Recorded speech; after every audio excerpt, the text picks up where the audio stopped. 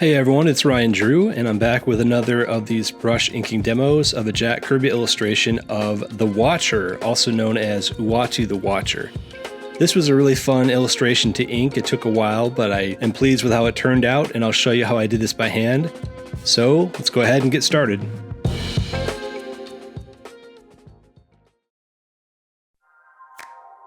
So I'm using a little bit thicker paper here that has two different tones on this. I'm using the lighter side of the paper to print out the pencils that I have put in blue to mimic the blue lines of drawing work.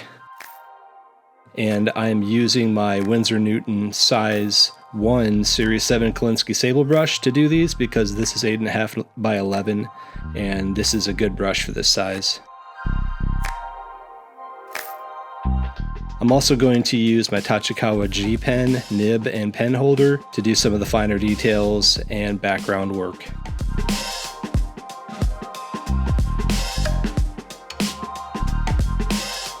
I'm using Speedball Super Black Indie ink again for this illustration. I think this ink is dark enough and works really well with this kind of paper. I've also got some pen cleaner, which is basically isopropyl alcohol that I use to clean my pen nib with, as you'll see later.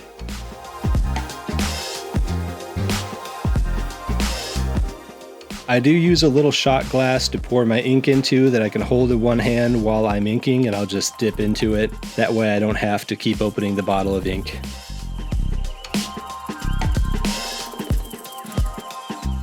I have a jar of water that I use to wash out my brush of ink and get it clean in between using my brush and using my ink pen. Always keep a jar of water handy so that your ink doesn't dry in the brush. And I like to use one of these artist gloves so that when I'm inking, I'm not smearing ink all over the page, and it helps my hand glide over the page a lot more easily.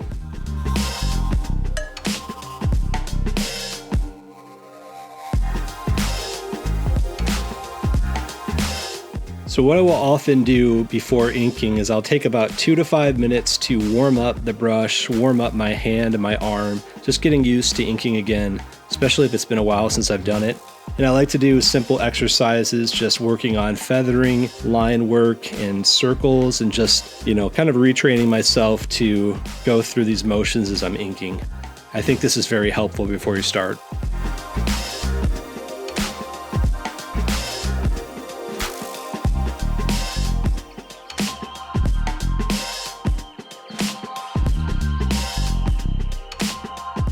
Another thing that I do before I start inking is I load the brush with ink, and I will do what's called tapering the brush point, where you are trying to get out some excess ink and get that brush point to a nice fine crisp point. And once you have that fine crisp point, then you can start. For these videos, I have been starting my inking with starting at the face, making sure I've got the face, the details and everything figured out first. And that's more for purposes of these videos, but I do think it's helpful to start with the face and just make sure you've got the expression of the character first. You can start in other places. You can start, if it helps you to warm up, start on the body or the other parts of the, the shoulders or arms or other background details. Some inkers will start there and just kind of warm themselves up before moving over to the character and over to the face. But for the purposes of this video especially, I want to start on the face so you guys can see how that is shaping up. And I also just want to make sure that I'm not messing up his face or anything, that it's looking pretty good, and I know the rest of the drawing will go pretty smoothly. And what I like to do is, once I work out from the face, I will start on doing the contour lines around the character. As you can see here, the Watcher's got this really cool retro looking space suit that he's wearing with some type of helmet or visor or something here. So I'm just going through this and inking this, and I'll do what's called contour line, some interior line, and a little bit of the darker details, the black details. But that's usually how I work out, is I'll go contour line and then I'll work my way in.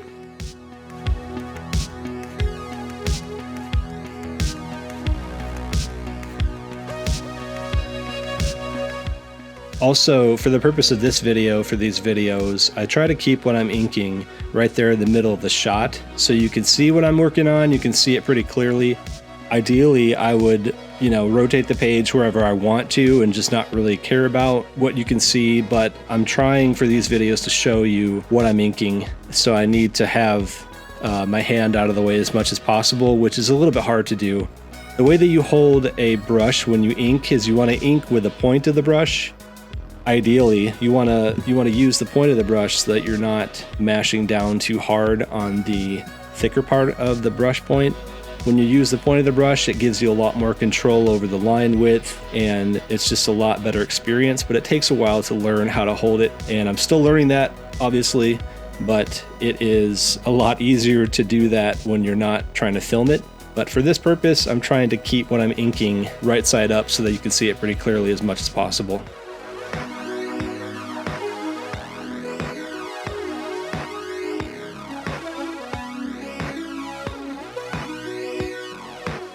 So this Kirby illustration is of the character Uautu the Watcher. Here he's wearing his spacesuit, this really funky spacesuit. In the original inclusions of the Watcher in the Fantastic Four issues, he's just wearing kind of like a toga with a cape or something. But I really like this drawing and this illustration because it's got this really funky 70s Kirby, Cosmic Kirby vibe. And you can see, the Watcher, he's got this really cool design all over his costume. There's all this Kirby Krackle going on in the background in space. And then he's holding this really cool looking gun, this cosmic ray gun thing. So I thought this would be a great illustration to ink. Took me a few hours to finish this whole thing, but it was worth it. And this illustration, I found this on the Kirby Museum Tumblr page with the explanation. They say that there's evidence that Kirby intended to reveal that the Watcher and Galactus were from the same race, planet, and people, but Stan Lee had other plans. So apparently this is an unreleased drawing of the Watcher. On that Tumblr page, they also say that this drawing was first published in Kirby Unleashed, which is a portfolio of Jack Kirby that was published in 1971, and it features his published and unpublished work. I'm going to see if I can snag a copy of that book online here if it's not too expensive, but again, this is just a really fun illustration, and it's a really cool design for his suit.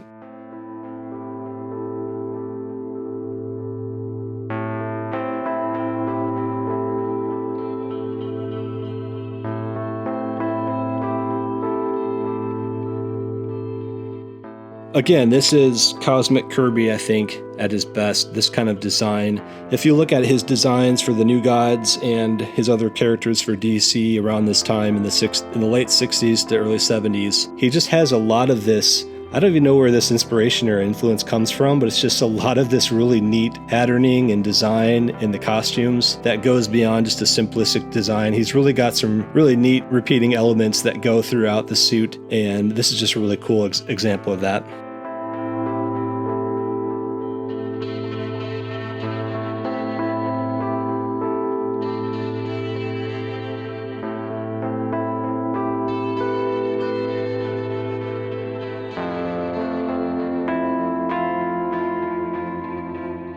So after I've finished the contour line and more of the interior lines, what I start to do here is I start to fill in the areas of black throughout the whole piece. And I'm starting with the Watcher, so I'm just focusing on him and filling in the areas that are like the spotted black parts of the suit. And you'll see me going around here and filling in the finer details as well. But that's what I tend to do. I work from the contour lines inward, and then I start to do the more detailed, finer lines, and then I fill in the darker areas of the drawing.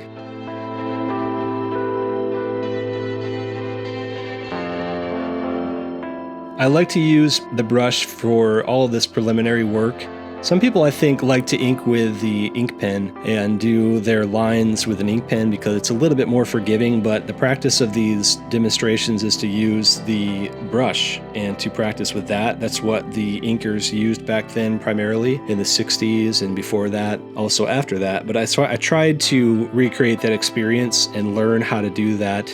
So Again, with a brush, you are inking with the point of the brush, so that requires you to hold it in a way that doesn't, you're not putting too much pressure on it, you're not mashing down too hard on the brush, because if you mash down too hard, you will release too much ink at once, right? You want to control how much ink you're releasing, and in order to get that really nice fine line and feathering techniques, you need to hold it very, I would say loose in a sense, but you need to be very controlled with how you ink with the point of that brush.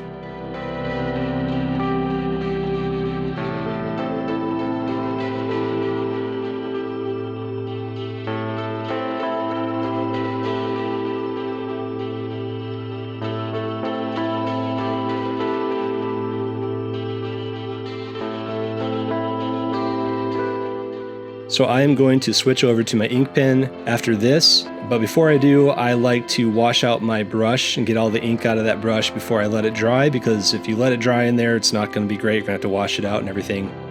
So I'll wash it out with water and dry it off with paper towel. And now I'm going to switch over to my ink pen and start to do some of the finer details of the background and also the cape and some of the gun as well. It's just a lot easier to control for these fine lines, and I like to use it more for inanimate objects, I guess, like the background objects and things that aren't the character. I think that it gives you more of a, inanimate feel to it, whereas a brush is, I think, better suited to living characters and living, creatures, humans or whatever. That's how I tend to work.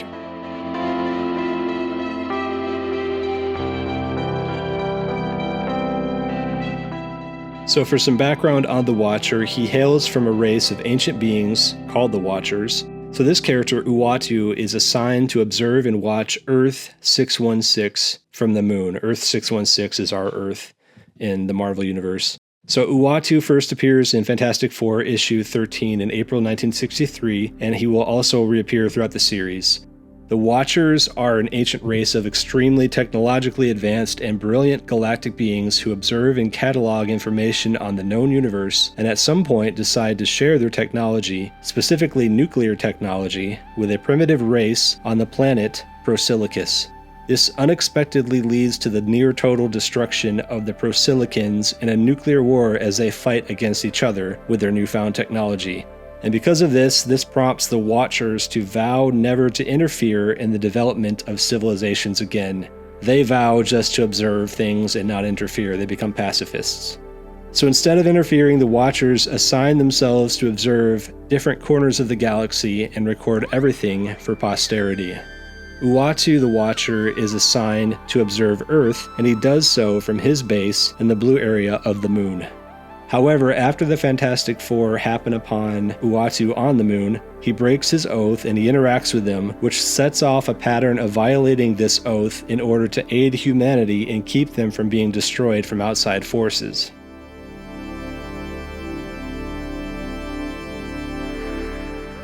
In issues 48 through 50 of Fantastic Four, also known as the Galactus Trilogy, Uautu tries to prevent the Silver Surfer from bringing Galactus to Earth to devour it, but he's unsuccessful and Galactus arrives on Earth regardless.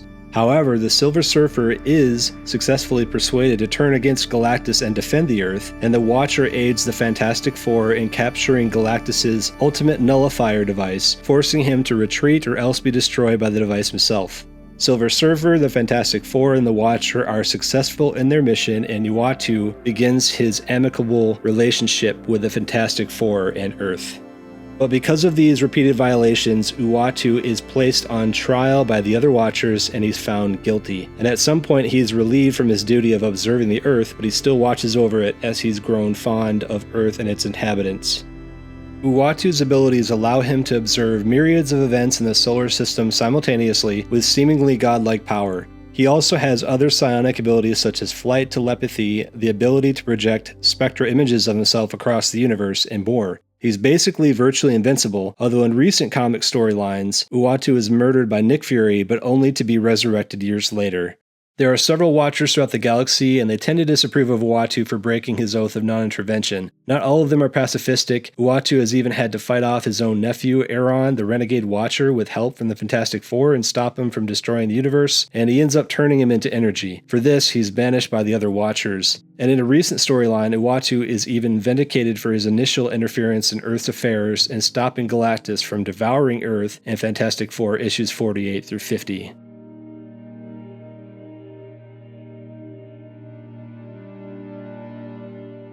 So I'm just cleaning off my ink pen now that I'm done with it for doing the background work, and I'm going to switch back over to my brush. But what I will do now is I will start to do the Kirby Krackle technique. So what I tend to do is take the end of my brush, dip it in ink, and just start dabbing it all over the page. When you do this, I have found that I like to work on the darker or the larger areas first, because the first time that you press the ink onto the paper while you're doing this, you're going to release a lot of it, and then the circles are going to get a lot smaller. So I'll start with bigger spots and then go smaller and smaller. And this really is a technique. I'm not sure if this is how the older inkers do it. I've watched someone explain how to do this. So I'm trying this technique. It tends to go a lot faster, and it's more uniform, and it gives you better results than trying to use the brush point. But again, you have to kind of start out big, and then you get smaller and smaller as you dab it on the page, and then you just dip it again and start the process over. So as you can see here, I am doing the background, and it takes me a while to get through this, but this is my technique for doing Kirby Krackle. If you guys have a better technique, I know there's different pen nibs you can use to do this. Let me know if you found or if you come across different techniques. I'd like to try them out myself. But for me, this kind of works pretty well.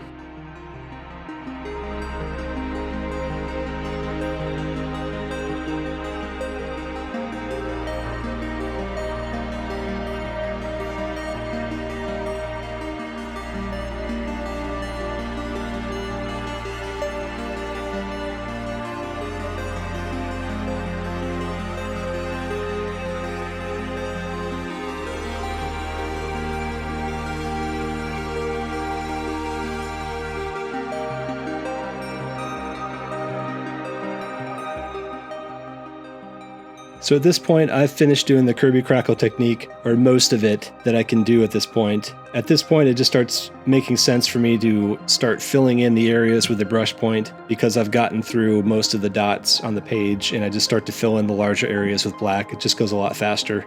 So you can see me doing that here as I'm giving some attention to some of the other background details, as you know, the starbursts and the planets in the background there. And what I've also done is I have saved inking the black areas of his suit and the other parts of the gun that he's holding, the different metal parts, for last. So once I'm done with the background of space, I'll start going in here and filling in the large areas of black on his suit and everything else.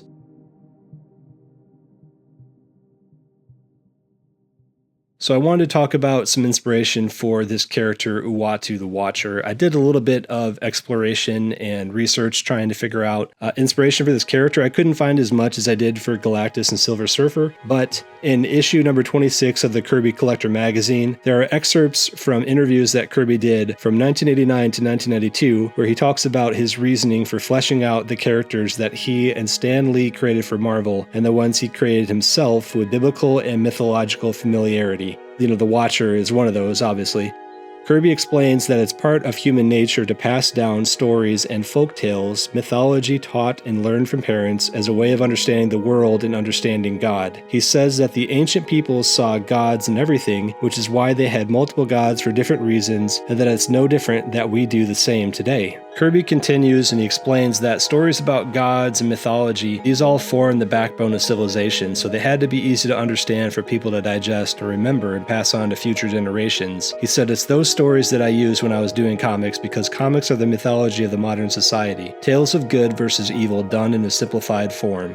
So clearly he understands the power of mythology and how it shapes civilization and culture in terms of reinforcing the reality of good versus evil, especially stories about gods, and ultimately the God of the Bible. You see, Jack Kirby was Jewish, and in the same issue of the Kirby Collector, issue 26, a contributor, John Marrow, recalls that Kirby's wife, Rosalind, said that Jack believed in his faith and he liked to read the Bible, and that he loved and believed in God.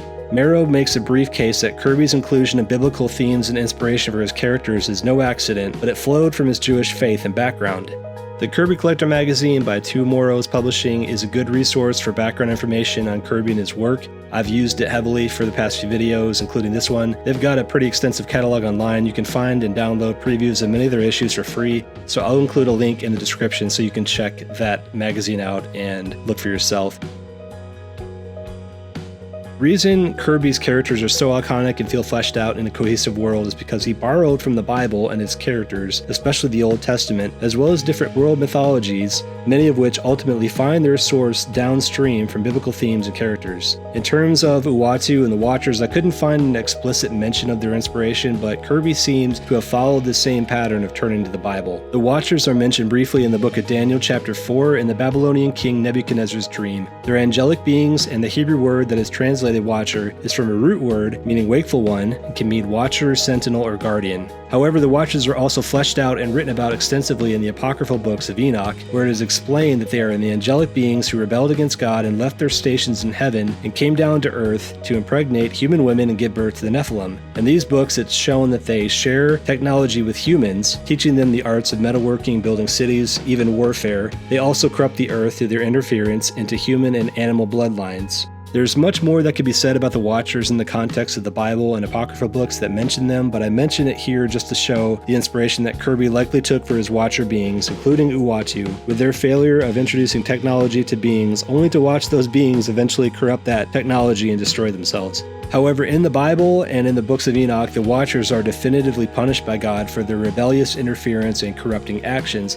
Kirby seems to echo some of this punishment by way of the personal consequences of the Watchers and their introducing powerful, dangerous technology that results in a race of beings destroying themselves. Perhaps Kirby had in mind the consequences of the biblical Watchers for teaching warfare and introducing technology to mankind that led to their compounding corruption and exceeding wickedness and destroying each other, which is implied in Genesis chapter 6 and stated more explicitly in the books of Enoch.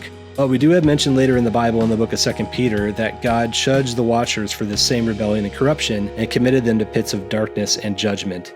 However, like with Silver Surfer and Galactus, Kirby adapts the ancient story and presents Uautu as a good Watcher who decides to watch out for and do what he can to protect humanity. But regardless of the actual source of inspiration, again, like with Silver Surfer, Jack Kirby's reliance on these ancient stories is what gives his characters such depth and believability. Their story is familiar enough to those who have heard these ancient accounts of the Watchers.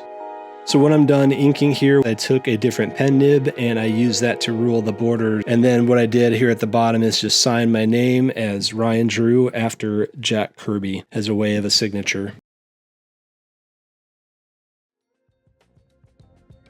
And that's it. I'm done. And this is the result of inking this illustration by Jack Kirby. Again, this was a really cool drawing to ink and to learn and try to approach and tackle. It took a long time to finish this, but there's so much stuff going on here that it was just really fun and it was a really cool challenge for me. I'm trying to push myself with these, as you can see, and this one really pushed me. There's a lot going on here, but I'm pleased with how it turned out. So let me know what you think. And for the next video, I hope to top even this one. So let's see.